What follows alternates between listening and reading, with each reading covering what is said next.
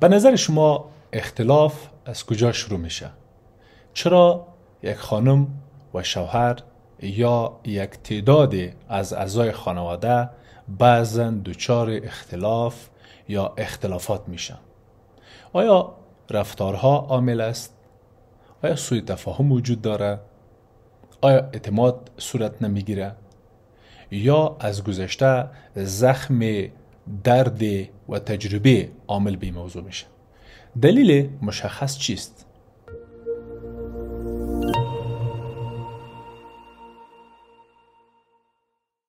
سلام دوستان عزیز، با پادکستی هفته خوش آمدین.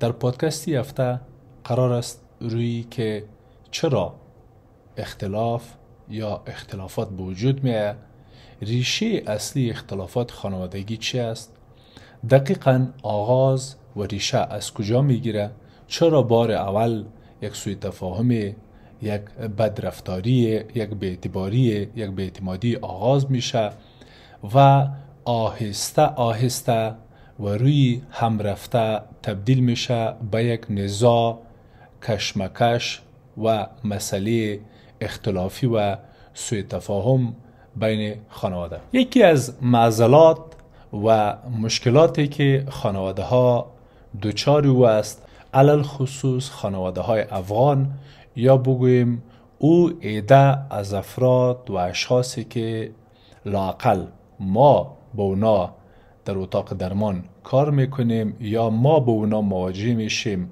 یا تجربه کاری ما است که بعضا و یا بگوییم که در اکثریت از موارد بعضی از اعضای خانواده میپرسند که چرا ما آنچه که رویا داشتیم، به آنچه که امید داشتیم، با او لاف و پتاقی که قبل از نامزدی و ازدواج داشت، او محبت‌های فیلمی و سریالی که ما قبلا داشتیم، او وعده ها، اویی که بوت مادرش پوست سیر گشت در راه خواستگاری، او بیش از دبار آمدن مادرش، خانوادهش، او همه التجا، او همه پافشاری، او همه ادعای عشق، محبت، چرا رفت به باد پناه؟ چرا ما امروز دچار این همه مسائل و مشکلات هستیم؟ چرا همسرم فراموش کرد که مرا یک زمان چقدر دوست داشت؟ من چقدر یک زمان همسر خود دوست داشتم؟ چرا امروز دچار این همه اختلافات، نزاع و کشمکش هستیم؟ چرا آرزو میکنیم که یکی از ما بمیریم؟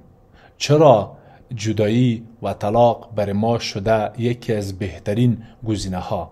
چرا صرف و فقط به خاطر کودکان و اولادهای خود تحملش میکنیم؟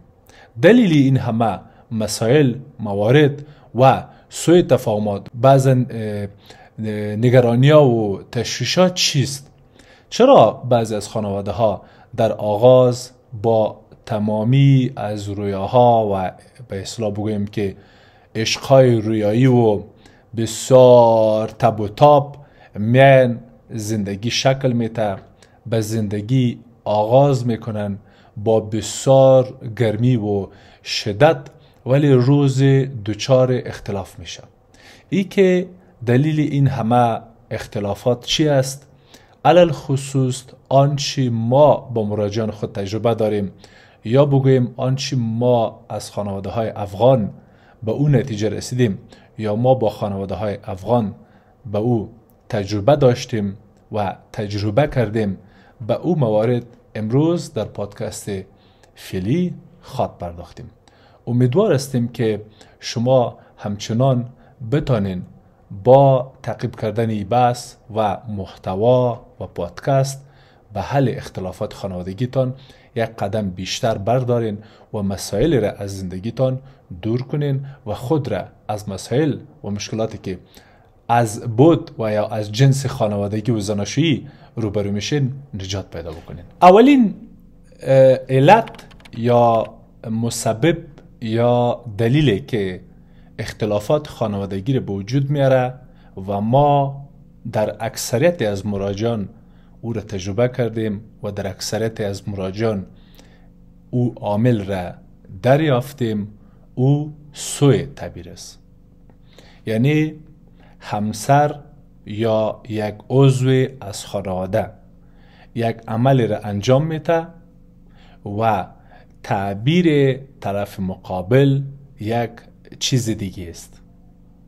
یعنی میشه یک کار، تعبیر میشه چیز دیگه.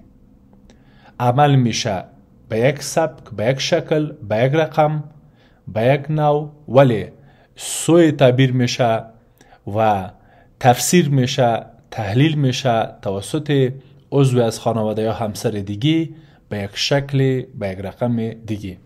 زمانی که من در جلسه برشان میگم که خب شاید دلیلش اینی بوده، شاید دلیلش اینی بوده، بعد میگه که استاد شما طرفداری همسر مرا میکنین.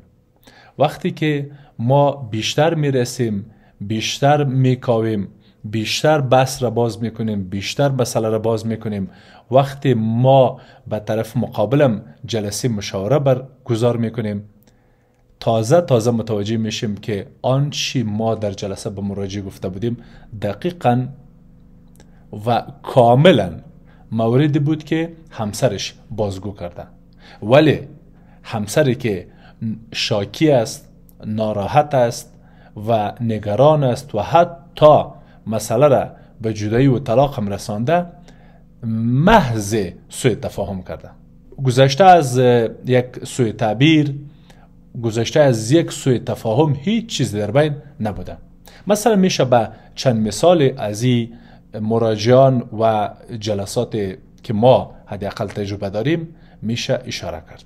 یا مثلا بعضا ما متوجه شدیم در جلسات مشاوره که یکی از طرفین به ما گزارش میده که استاد به حرف ما، به سوال ما و آنچه ما میگم بسیار کوتاه جواب میده و تعبیر همسری است که از این که به ما کوتاه جواب میده این معنایش است استاد که مرا دوست نداره، به ما ارزش قائل نیست، به آنچه ما میپرسم، به آنچه ما میگم برش اهمیت نداره، ارزش نداره، مهم نیست برش.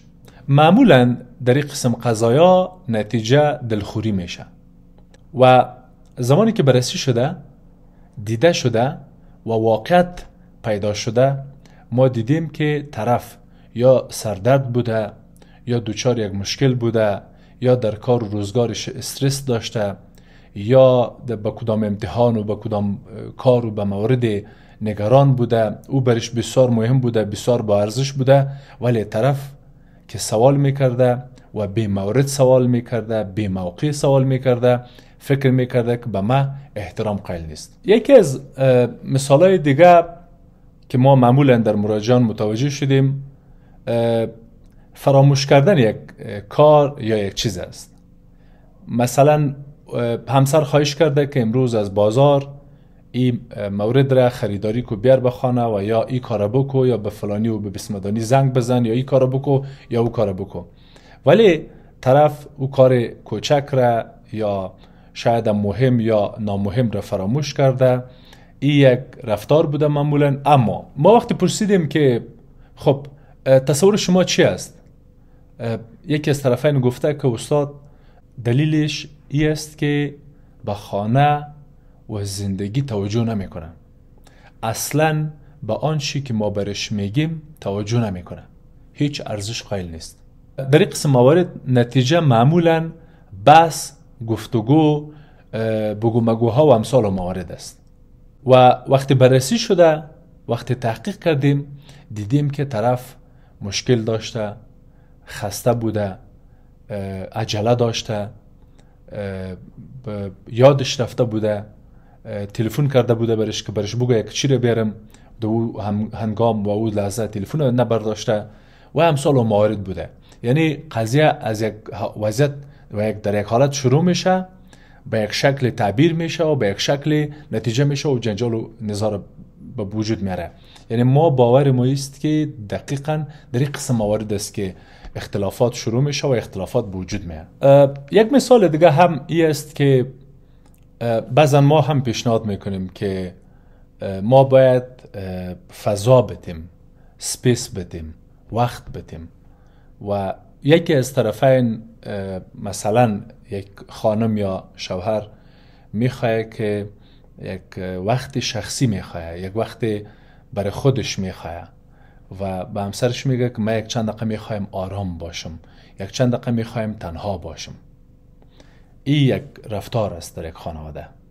وقتی ما پرسیدیم که خب تعبیر شما چی است؟ شما چی فکر میکنید که همسر شما وقتی که این مسئله رو یاد میکنه که ما با وقت نیاز دارم یا میخوایم چند دقیقه آرام و گوشه باشم، میگه استاد این دلیلش است که از من خسته شدم، دیگه نمیخواه با من باشم، دیگه اصلا نمیخواه یک لحظه با من بمانه. و ما وقتی بررسی کردیم دیدیم که در بسا موارد اینمی مورد سبب به حس طرد شدگی شده، سبب به خستگی عاطفی شده، سبب به ناراحتی شده، حتی سبب به یک سلسله سوالات و سوء تفاهمات شده. یعنی نتیجهش سوء تعبیر بوده، احساس طرد شدگی بوده. و وقتی بررسی شده به طرف صحبت شده، واقعیت ای بوده که واقعا به آرامش نیاز داشته، واقعا خسته بوده در کار، در جای، در مسئله و به چند لحظه، به چند دقیقه، به چند ساعت میخواسته که آرام باشه. وقتی ما میگیم خب ببین این میخواه آرام باشه، شما چرا تصور میکنید که از شما خسته شده؟ میگه نه، باید با من صحبت بکنه. مثلا اگر به خصوص در این قضیه و در این مسئله یا در این مثالیات کنیم، یک تفاوت عمده را که زن و مرد در زندگی و در مواجهه با مشکل داره یا می داشته باشه، معمولا وقتی زن مشکل پیش میشه برش، مشکل پیدا میشه برش، او را بیشتر بازگو میکنه، بیشتر بیان میکنه، بیشتر در موردش صحبت میکنه. ولی برعکس وقتی مرد دوچار مشکل میشه، یک مسئله زیر فشار میگیریشه، او معمولا آرامش، خاموش بودن، چوب بودن و گوشه را اختیار میکنه و دوست داره که تنها باشه.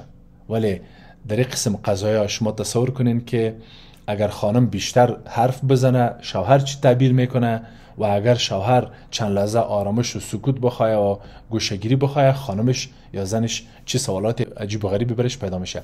اینجا است که اختلاف به وجود میاد. یک مثال دیگه هم که در بسیاری از مراجعان متوجه شدیم، او عکس العمل و تعبیر و نتیجه و برخورد در مقابل بعض انتقاد هاست که بازم سوء تعبیر میشه. مثلا یکی از همسران میگه که برای همسرش که فلانی اگر اونو فلانی کار را اینی رقم میکردی خوب نبود، یا مثلا اگر در کاربارت و تجارتت یا ای یا او اونو مسئله را به او رقم میکردی، به او رقم میکردی خوب نبود. یا مثلا شوهر به خانمش میگه که اینی غذا را غیر رقم پخته میکردی خوب نبود، یا مثلا اگر اینی کار به شکل میکردی خوب نبود. یک انتقاد یا مثلا یک پیشنهاد یا یک ابراز نظر در مورد وقتی که میشه از یکی از طرفین. وقتی ما پرسیدیم که تعبیر شما چی است، به ما گفته که استاد این میخواه مرا خرد کنه، میخواه مرا کوچک بسازه، میخواه مرا مسخره کنه، میخواه مرا ریشخند کنه، میخواه مرا کم بزنه، میخواه به ما بگه که من هیچ چیزم نمیفهمم، میخواه به ما یاد بده که تجارت چیست. استاد این شوهر میخواه به ما یاد بده که آشپزی چیست، ما سالهاست آشپزی کردیم. یا مثلا شوهر میگه که ما سالهاست تجارت و بیزنس خود پیش میبریم، عالی آمده به ما تجارت و کارباری مرا یاد میده. و 20 سال من 20 سال از این کار مصروف هستم و مشغول هستم، خوب موفقم هستم، عالی آمده بر ما یاد میده. یا مثلا او میاد برای آشپزی یا کالشویی یاد میده و امثال مار. یعنی رفتار به چه شکل میشه و تعبیر یا بگویم سوء تعبیر به چه شکل میشه. نتیجه در این قسم موارد معمولا جنگ لفظی است یا مشاجره است یا بگویم در نهایت نزاع است. و زمانی که ما بررسی کردیم، زمانی که ما تحقیق کردیم، همسر فقط یک پیشنهاد کرده، نه ای که حمله کرده بر شخصیت. همسر بهبود خواسته، همسر دلسوزی کرده، همسر خواسته حمایت خود نشان بده، خواسته کمک لطف یاری را به همسرش نشان بده، اما نتیجه شده چیز دیگه، تعبیر شده چیز دیگه. پس اینجا است که اختلاف به وجود میاد، اینجا است که مسئله ایجاد میشه. یک مثال دیگه هم که میشه آورد او رفتار معمول با بی‌حوصلگی است. یکی از روزها یا بگویم یک مدت یکی از همسرها که قبلا بی‌حوصلگی میکرد، غالمغال میکرد، سر و صدایی و غالمغالی بود، اخیراً غالمغال نمیکنه، اخیراً سر و صدا را نمندازه. وقتی ما پرسیدیم از همسرش که تعبیر شما چی است؟ شما چی تصور میکنین که چرا غالمغالی نیست؟ یا مثلا خودشان میگه به ما میگه که استاد میفهمی اخیراً آرام است، هیچ چیز نمیگه، خاموش و آرام میشینه، هیچ به نه به اولادا چیز میگه و نه هم به ما چیز میگه. وقتی میپرسیم که خب تصور شما چی است؟ تعبیر شما چیست؟ به ما میگه که استاد ای که چیز نمیگه یا سر و صدا نمیکنه، غالمغال نمیکنه و بی‌حوصلگی نمیکنه، ای دلیلش است که حتما از من ناراض است، حتما کدام گپ در دلش است، حتما کدام مشکل داره، کدام مسئله داره. من مراجعه داشتم که در چندین جلسه پای در پای حالت و وضعیت شوهر خود به می شکل به ما گزارش میداد که استاد خاموش است، استاد سکوت میکنه، استاد گپ نمیزنه. چی گپ است؟ و بهش میگفتم که هر گپی که هست او را خدا خبر است، ولی آنچه تو تعبیر میکنی زیاد رویش تکیه نکن. آنچه تو تعبیر میکنی بر ما ثابت شده که قبلا هم درست نبودی، حق به جانب نبودی و تعبیرهای درست نبوده و این مسئله معمولا سبب شده، دلیل شده و یا بگویم نتیجهش ای شده که بیشتر نگران باشه همسر، بیشتر منفی فکر بکنه، بیشتر گله کنه، گله گذاری کنه و بیشتر اندکرنجی برش رخ بده.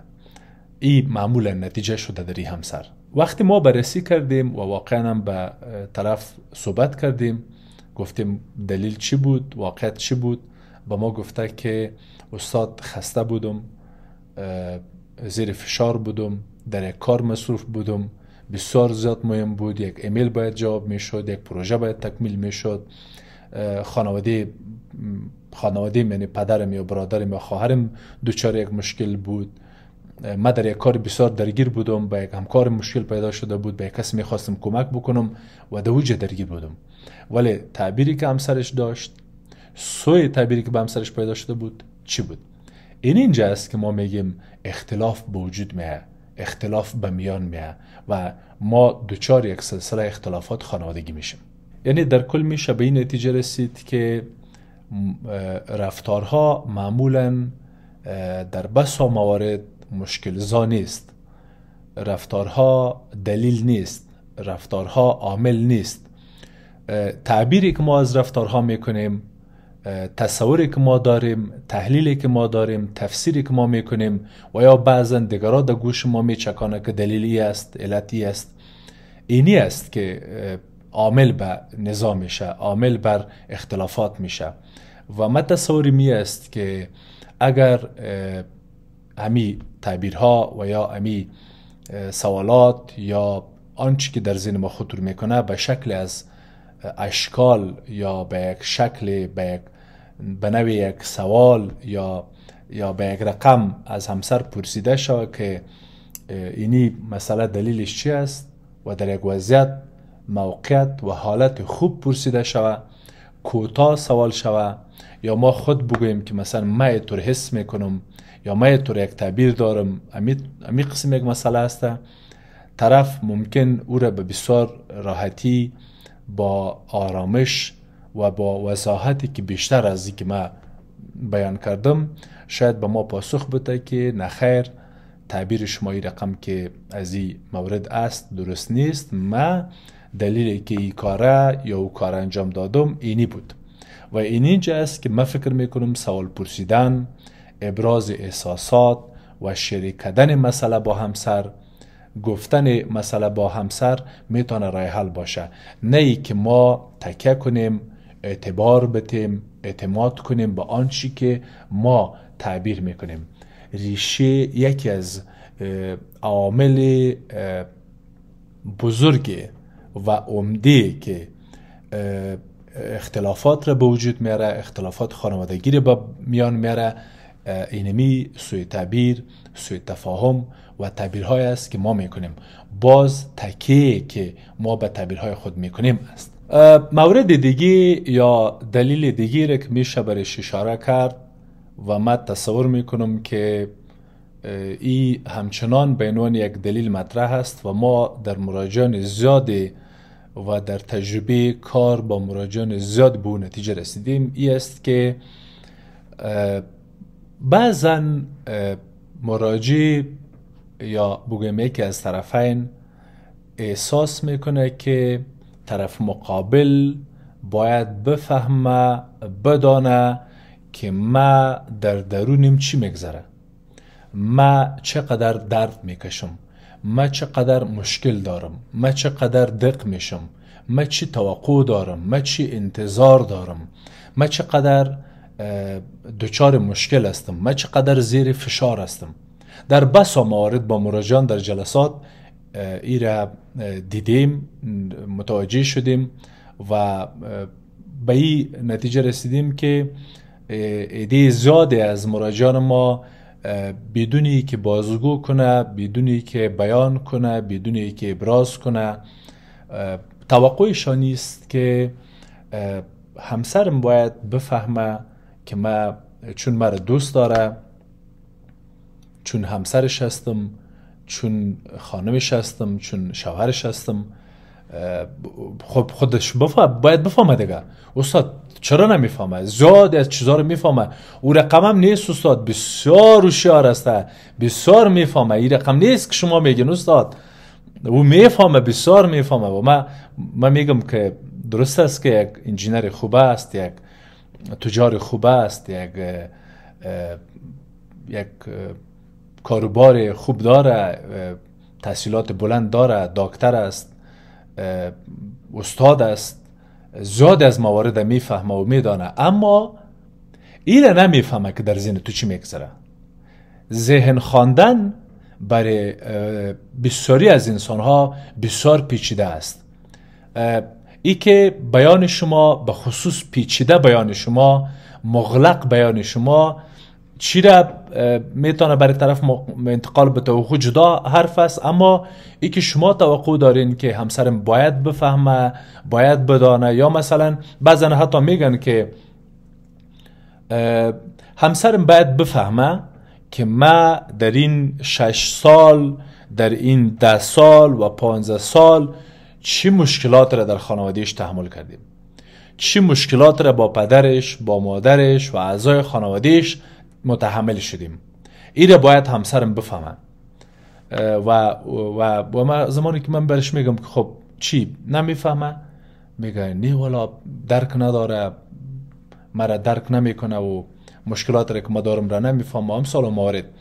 این به نظر ما یک علت شده امروزه در بسیاری از خانواده ها، بسیاری از مردان و زنان و اعضای خانواده، بگویم در خانواده ها، در اعضای خانواده که مشکل ایجاد شود، یا بگویم که دلیل شود به یک اختلاف، به یک مشکل، به یک مسئله. یعنی اگر ما میخوایم که مسئله حل شود، مسئله برای شکل حل پیدا شود، ما باید اون مسئله را بازگو بکنیم. و ای که چی چیزی معمولا ما توقع میکنیم، کدام مثال های است و چی تجارب را حداقل ما داریم. ما که تجربه داریم، اولین توقعی را که همسرا معمولا در هر شرایط داره، همیشه داره و مطلق داره، او توقع احترام است. بعضی از همسرا توقع داره که در هر جا، در هر حالت، در هر وضعیت، در مقابل هر کس باید طرف مقابل به ما احترام بگذاره. هر جایی که ما بودم، در هر وضعیتی که ما بودم، هر کار درست و نادرست را که انجام دادم، طرف باید به ما احترام بگذاره. چرا باید طرف به شما احترام بگذاره؟ شما هر کاری بکنین باید طرف براتون احترام بگذاره؟ بله. خب چرا؟ به خاطر که مرا دوست داره، به خاطر که زنم است، به خاطر که شوهرم است، به خاطر که من شوهر هستم، به خاطر که استاد مرا زیاد دوست داشت. این توقع از نظر ما در هر حالت و در هر وضعیت سبب میشه که اختلاف ایجاد شه. یکی از عوامل اختلافات است.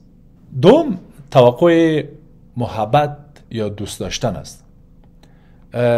استاد از این که من زیاد خواستگار داشتم و از این که من بچه فلانی خان بودم و زیاد دخترها مرا میخواست و دور بغلم میچرخید و من یه آدم گرفتم یا من یه آدم انتخاب کردم، آلی باید مرا دوست داشته باشه. هر قدری که سال میگذره، هر خوبی و بدی که من انجام میتم، هر نزاکت و بی نزاکتی که من میکنم، در هر حالت، در هر وضعیت، همیشه اگر طرف بیمار بود، اگر طرف جور بود، اگر طرف مشکل اقتصادی داشت، اگر طرف مشکل اقتصادی نداشت، اگر طرف کار داشت، اگر طرف بیکار بود، در هر حالت مرا باید دوست داشته باشه و جز من هیچ کس نباید دوست داشته باشم. نه به پدرش، نه به برادرش، نه به خواهرش، نه به مادرش، به هیچ کس نباید نزدیک شوه و از اینکه مرا گرفته و ما گرفتیمش صرف مرا باید دوست داشته باشه. اینی توقع دوستای عزیز یک کمی بیجاست، یک کمی بیمورد است و این سبب میشه که اختلاف ایجاد شود. توقع سومی را که ما متوجه شدیم بعضا توقع توجه است. استاد همسرم باید همیشه، هر لحظه، هر روز به ما بگویه، از ما بپرسه، احوال بگیره، صبح بخیر بگویه، شب بخیر بگویه. مرا دوست داره، ما گرفتیمش و زیاد خواستگاری کرده و من هم زیاد خواستگار داشتم و یا مثلا میگه که خب من هم زیاد بچه فلانی خان و بسمدانی خان هستم یا فلانی خان خودم فلانی خان هستم. این دختر به ما گرفت و آلی باید از اینکه ما گرفتیمش باید دیگه در هر حالت به ما برسه، هر نیاز ما، هر لحظه باید به ما توجه کنه، هر لحظه باید به ما برسه، در هر مورد باید برسه و یک لحظه مرا فراموش نکنه و از دیدش غایب نباشم. در هر لحظه و هر جا و هر مکان باید به ما برسه. اگر مریض بود، جور بود، خوب بود، ناجور بود، هر چی که بود، ما چون مرا دوست داره، ما همسرش هستم، باید به ما توجه کنه. و من تصور میکنم که این قسم امکان نداره، از هیچ انسان ممکن نیست. ما خوب است وضعیت‌ها را، حالت‌ها را، شرایط درک کنیم و در وقتش که رسید توجه را بخوایم، در وقتش که رسید توجه بکنیم، در وقتش که رسید تیر خود بیاریم، در وقتی هم که رسید کنار بیم، گزاره کنیم، صبر کنیم، سازگاری کنیم و اگر این کار نشه متاسفانه سبب میشه که بین خانم و شوهر و یا اعضای خانواده اختلاف وجود بیاد. یک موردم توقع تعهد و وفاداری است.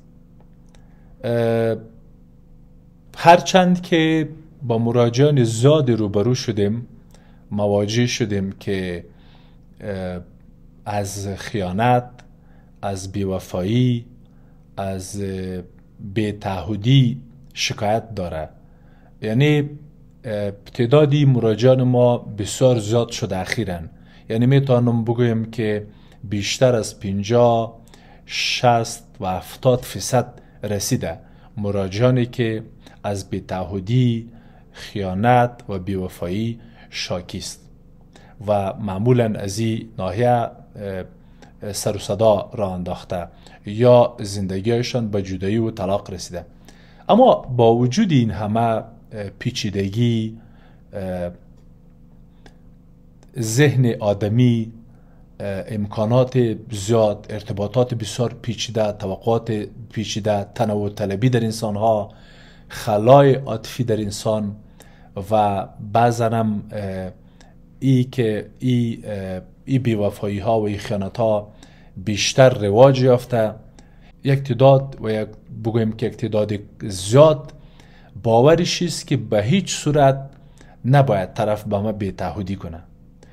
مثلا من مراجعه داشتم که خانهش طفل شده بود و حدود 3 و نیم ماه با همسرش هیچ نوع ارتباط اجتماعی، عاطفی، جسمی و جنسی نداشت. صرف یک بین خانه و در بین خانه 2 عضو خانواده بوده و هیچ تعامل فیزیکی و جنسی هم نداشتن و طرف خیانت کرده بود. بعد پیش من میاد که شکایت داره که طرف همسرم به من خیانت کرده و به من برش گفتم که خب چطور بود زندگی شما، چی رقم بود، به چه شکل بود؟ میگه که ما 3 و نیم ماه نگذاشتم که به اتاقم بیای، یا مثلا در اتاق که ما بودم طفلم بود و او گریه میکرد و ما بنابراین نمی دلیل 3 و نیم ماه میشه که هیچ ارتباط نداریم و یا به سالن خواب میشه یا بگویم که به اتاق مادرش است و کنار من نیست و من زیاد فرصت نداشتم و نمیتونم هم که برش فرصت بدم که طفل مصروف شدیم یا بعضا در کار و شغل مصروف میشه، بعضا مردها یا بعضا خانمها. یعنی با وجود موانع، با وجود ای که ما خود سبب میشیم، دلیل میشیم برای خیانت همسر خود، ما عامل میشیم، ما انگیزه ها و بسترش آماده میکنیم برای همسر و او روز میره به خیانت و یا به بیوفایی. من فکر میکنم که توقع بیجا باشه که ما بعد از او هم و با وجود او هم توقع کنیم که طرف و یا بگویم همسر با ما خیانت نکنه. از نظر ما یک توقع بیجاست و هرچند خیانت توجیه نداره و برای بعضا نباید سوی تعبیر و دلیل شود، اما ما حداقل میتونیم به عنوان یک دلیل و انگیزه برای اختلافات، سوء تفاهم و نزاع بین خانم و شوهر بدانیمش. یکی از توقعاتی هم که من فکر میکنم بیجا است او حضور دائمی و همیشگی است. بعضی از همسرها با وجودی که میفهمه که همسرش وظیفهش، شفت کاریش، درگیریایش و یا کشوری که زندگی میکنه و یا بیکاری و شرایطی که در افغانستان و در داخل افغانستان است، همه مسائل را درک نکرده، نسبت به خانم و نسبت به شوهر بعضن چنان توقع میکنه که یعنی تو خانم با وجودی که 6 طفل داری، آشپزی مسئولیت داری، کار خانه را به دوش داری، یک عالم افراد و اشخاص را در خانه هم باید نان بتی، برش بپزی، پاککاری کنی، باز هم باید در هر لحظه که ما میخوایم تو حضور داشته باشی.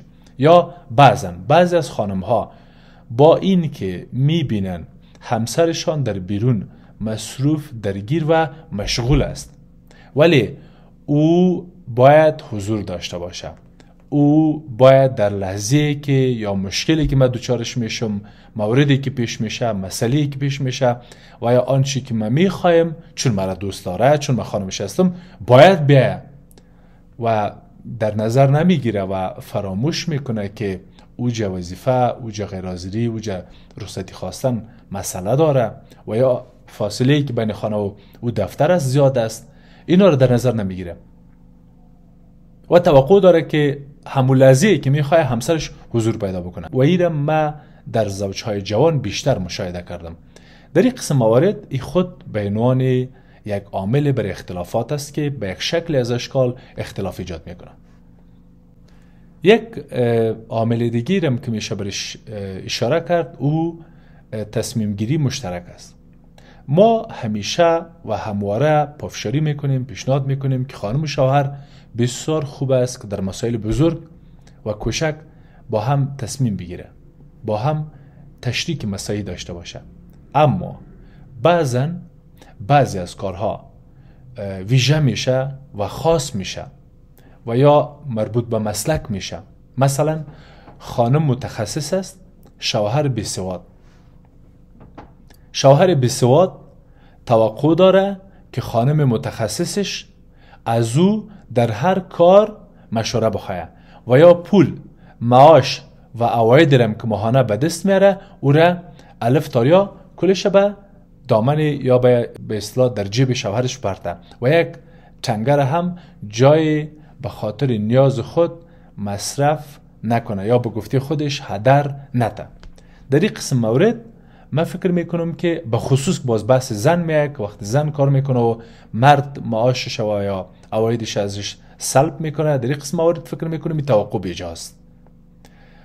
خوب است خانم ها تشریک مساعی داشته باشه، در مصارف خانه کمک بکنه، اما برای مرد و خصوص اون مردی که سوادش تا این مرحله جاست و خانمش متخصص است، این فکر میکنم نارواست و ظالمانه است. یا بعضا شوهر یک متخصص است، یک بخش را، یک تجارت را، یک کاروبار را پیش میبره و بسیار هم درش موفق است، در کاروبارش هم زیاد خوب است، ولی خانم توقع داره که در هر کارش، در هر معاملهش، در هر قراردادش باید به او مشوره کنه. هیچ کسی هم حق نداره که او کتش مشوره کنه، صرف با ما که من همسرش هستم باید با من مشوره کنه، چون مرا دوست داره استاد، چون من خانمش هستم، چون همسرم است، باید مشوره کنه، در هر کارش با من مشوره کنه. و شوهرش میگه که استاد بسیار گپ خوب است که من مشوره کنم در هر گپ، ولی کار ما، وظیفه ما یک چیز دیگه است. مثلا ما کار ما وکالت است، ما کار ما مسائل امنیتی است، من نمیتونم مسائل محرم امنیتی و استخباراتی و اینا رو به خانم شریک بسازم. این نمیتونه به من مشوره بده، من نمیخوایم اصلا مشوره بده برای من حق ندارم این راز و یا این موضوع را در خانه در بین بندازم. یا مثلا من که مثلا یک روانشناس هستم، بعضا نمیتونم که صحبت مراجع ما یا مثلا جلسه مراجع ما را خانمم بشنوه یا خانمم حضور داشته باشه در اونجا، یا مثلا اولادم حضور داشته باشه.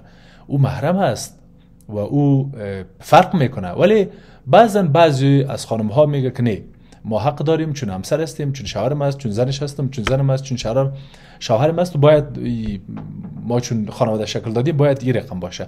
ما فکر میکنیم که توقع بیجاست و این بعضا سبب میشه که در بین خانم و شوهر اختلاف به وجود بیاید و به یک شکل از اشکال عامل شود بر اختلافات خانوادگی و زناشویی. پس میشه اینطور نتیجه گیری کرد که توقعات نگفته، توقعات باز نشده، توقعات ابراز نشده، توقعات بسیار بزرگ ولی نگفته شده سبب میشه که مشکل ایجاد کنه. زمانی که ما توقع خود نمیگیم دلخوری ایجاد میکنه و دلخوری که تکرار شود سردی ایجاد میکنه و سردی اختلاف به وجود میاره.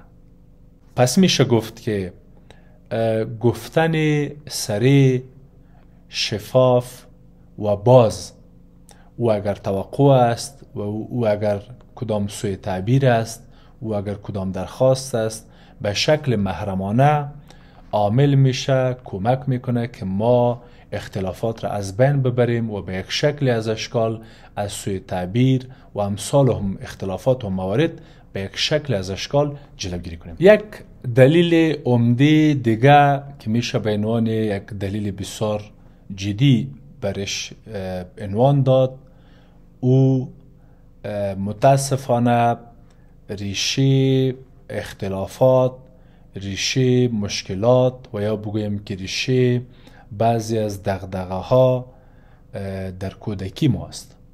یعنی ما به خاطر ازدواج نه، به خاطر شکل دادن زندگی خانوادگی نه، به خاطر بعضی از موارد، بعضی از تجربه ها، بعضی از تلخی ها، بعضی از سرکوب ها، بعضی از شرم ها، بعضی از آزار ها، بعضی از نادیده گرفتنی ها، بعضی از دیدن خشونت ها، بعضی از تجربه سر و صداها، خشونت هاست که ما نمیتونیم آرام باشیم یا بگویم که رابطه خوب برقرار کنیم. یعنی به شکل چند دلیل، چند خاطره، چند تجربه بده سبب شده که امروز ما نتانیم با همسر ما خوب سازگاری کنیم، نتانیم با همسر ما خوب زندگی کنیم، نتانیم آرام باشیم، نتانیم امن باشیم و یا آرامش حفظ کنیم یا امن یا به اصطلاح امنیت به وجود بیاریم، امنیت روانی به وجود بیاریم. متاسفانه ظرفیت در ما نیست، چون یک کودکی بسیار سخت، یک کودکی پر از تروماها، پر از دغدغه‌ها و مشکلات داشتیم و امروز نمیتونیم که با همسر خود کنار بیاییم و این سبب میشه که اختلاف به وجود بیاید.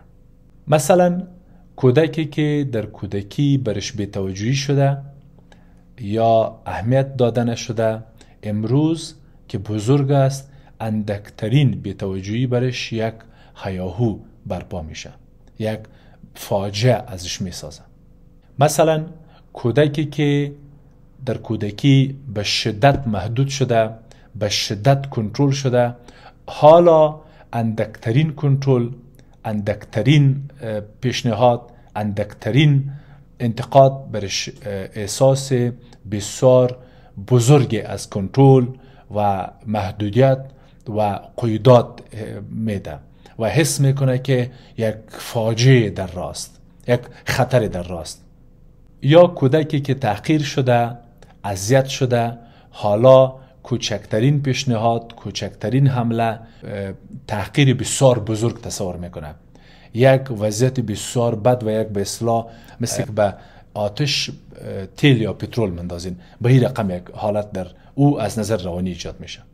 بنابراین میشه به این نتیجه رسید که بسیاری از اختلافات زناشویی، بسیاری از اختلافات خانوادگی ریشش در کودکی است، در درمان نشدن بعضی از زخم هاست، در التیام نیافتن بعضی از زخم هاست، در تداوی نشدن بعضی از تروما هاست، بعضی از مشکلات روانی است که ما میشه با درمان و تداوی او قبل از ازدواج باید به فکر بکنیم، قبل از ازدواج باید او را درمان و تداوی بکنیم، بعد بریم به امر ازدواج و تشکیل خانواده.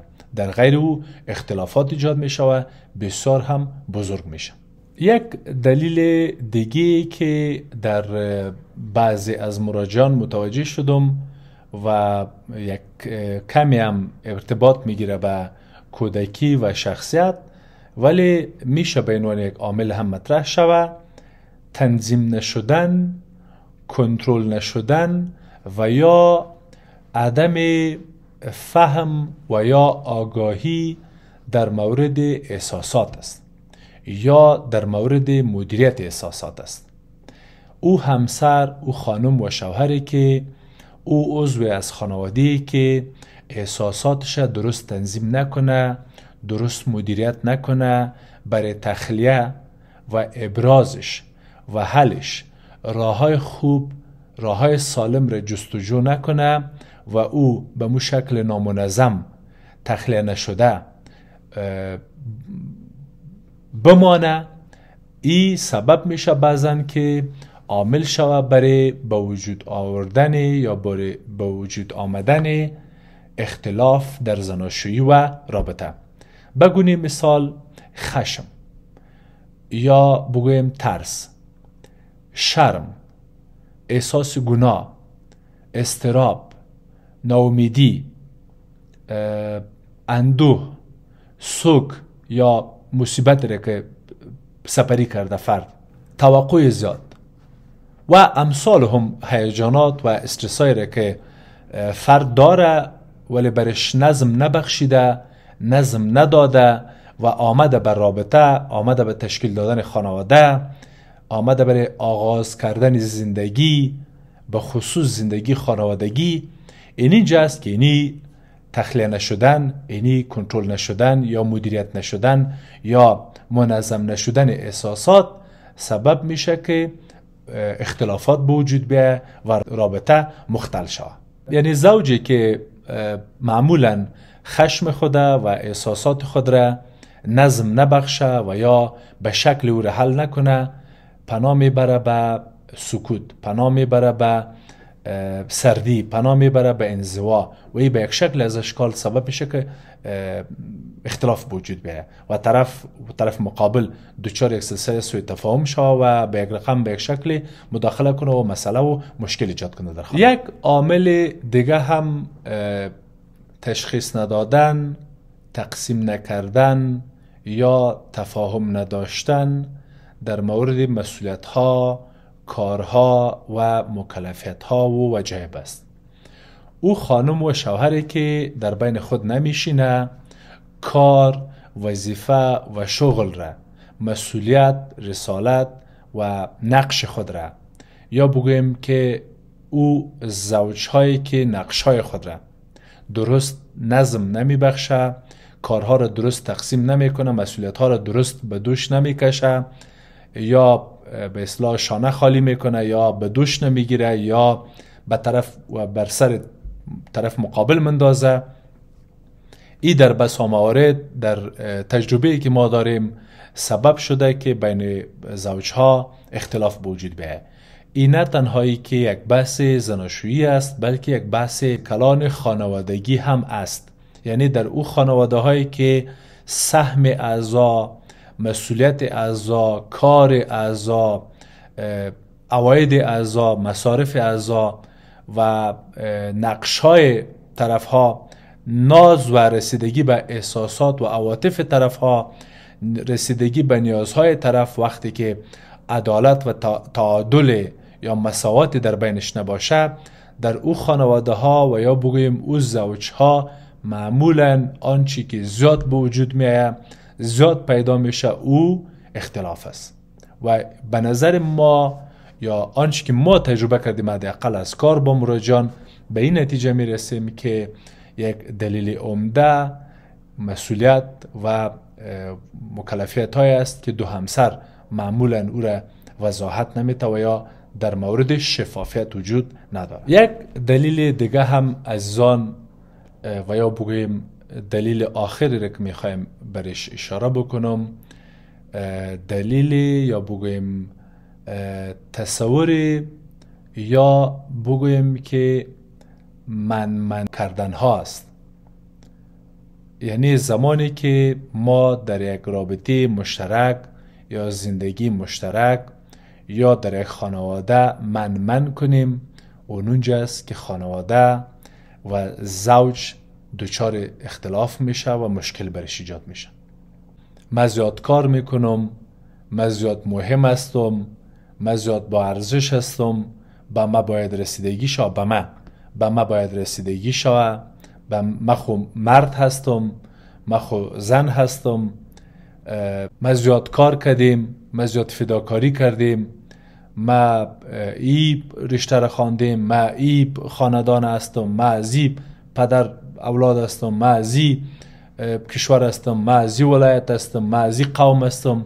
اینمی که خانم و شوهر بیا خود را، خانواده خود را، مذهب خود را، زبان خود را، سمت خود را، قوم خود را، ولایت خود را من کنه و به او بیشتر از زناشویی ارزش بده، بیشتر از عشق اهمیت بده، بیشتر از تفاهم اهمیت بده، اینجا است که مشکلات ایجاد میشه. یعنی ما مراجعان زیادی داریم که به خاطر پشتون بودن، به خاطر تاجیک بودن، به خاطر ازبک بودن، به خاطر شیعه بودن، به خاطر سنی بودن، به خاطر از قندهار بودن، به خاطر از مزار بودن، به خاطر از هراتی بودن و جلال آبادی بودن، متاسفانه امروز خانم شوهر نیست. امروز جدا شده، طلاق داده، طلاق گرفته. امروز مثل پرزه های از یک ماشین تکه تکه و پاره پاره و آواره زندگی میکنه و خاطرات زیادی، یادهای زیادی اونا را رنج میده، درد میده.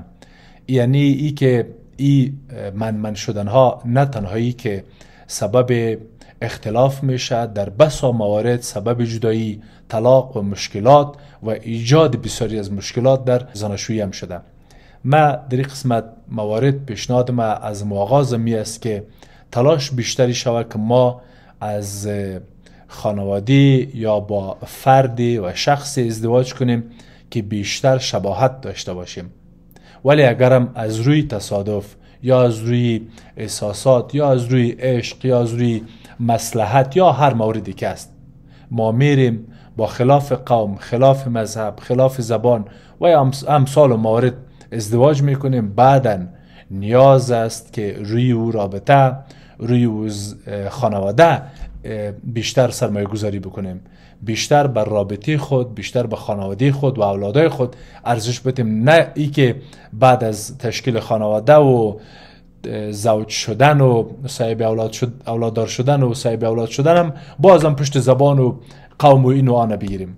متاسفانه ای همچنان به عنوان یک عامل و دلیل در مردم ما ثابت شده و متاسفانه ای همچنان به عنوان یک عامل بوده که ما در جلسات با مراجعانی که از افغانستان است زیاد تجربه کردیم. در کل از این پادکست به این نتیجه گیری و پایان می رسیم که اختلافات بزرگ معمولاً از حوادث و رویدادهای بسیار بزرگ آغاز نمیشن.